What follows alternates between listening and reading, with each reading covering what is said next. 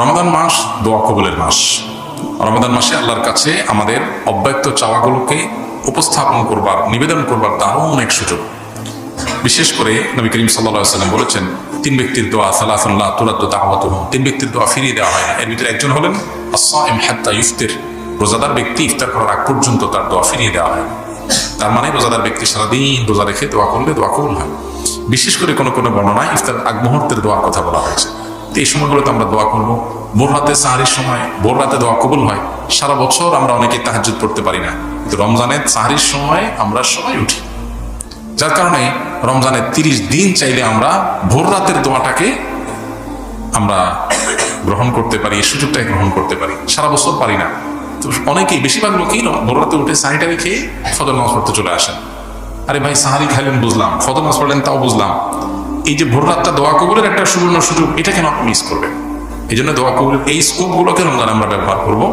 আর দোয়া কবুলের ব্যাপারটা হলো চূড়ান্তভাবে কবুল কিভাবে হবে সেটা তো আল্লাহ ভালো জানেন। ইমানদারের দোয়া বিফলে যায় না যদি সে দোয়ার বেসিক শর্ত পূরণ করে। বেসিক শর্ত কি?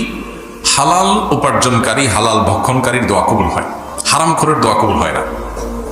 হালাল উপার্জনকারী, হালাল ভক্ষণকারী যদি হন, আর কোনো অন্যায় দোয়া আল্লাহর কাছে না করেন, দোয়া কবুল নিয়ে যদি তাড়াহুড়ো না করেন, তাহলে আপনার দোয়া কবুল হবে ইনশাআল্লাহ। দোয়ার বেসিক শর্তগুলো যদি মেনটেন করেন, হালাল উপার্জন, হালাল ভক্ষণ থাকবে, আগে যদি থেকেও থাকে হারাম, তওবা করে সেখান থেকে ফিরে আসবেন, তাহলে 1 নম্বর শর্ত পূরণ করলেন। 2 নম্বর, অন্যায় কিছু দোয়ার মধ্যে চাইবেন না, দোয়ার মধ্যে খারাপ কিছু চাইবেন না।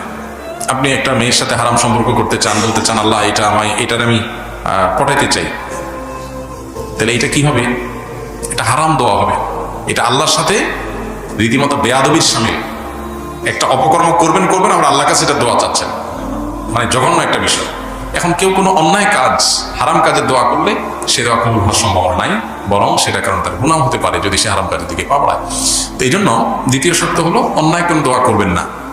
3 নম্বর শর্ত হলো দোয়া কবুলের জন্য তাড়াহুড়ো করবেন না। তাড়াহুড়ো না করার মানে হলো আল্লাহ কই দোয়া করলাম কবুল হলো না, তো দোয়া করছি, আমার দায়িত্ব শেষ, এবার আমার কাঙ্ক্ষিত জিনিস পেলে বুঝতে হবে এর মধ্যে কল্যাণ আছে, না পেলে বুঝতে হবে এটা না পাওয়ার মধ্যে কল্যাণ আছে, আল্লাহ আমাকে এর চাইতে বেটার কিছু দিবেন। অথবা কোনো কোনো ক্ষেত্রে দোয়া কবুলের আরেকটা পদ্ধতি হলো আখিরাতে আল্লাহ তাআলা দেন। অতএব আমি আল্লাহর উপরে ছেড়ে দিব, তাড়াহুড়া করবো না। আর কায়মনোবাক্যে বিনয়ের সাথে দোয়া করবো, দোয়াতে দরুদ শরীফ থাকবে, আল্লাহর প্রশংসা থাকবে। এই বিষয়গুলো যদি আপনার দোয়ার মধ্যে থাকে, ইনশাআল্লাহ গুলি মিস হতে পারে, আপনার দোয়া মিস হবে না। ইমানদারের দোয়া বিফলে যায় না ভাই। এই শর্তগুলো মেনটেন করে যদি আপনি দোয়া করেন, যেগুলো কোরআন হাদিস দেওয়া হয়েছে, তাহলে সেক্ষেত্রে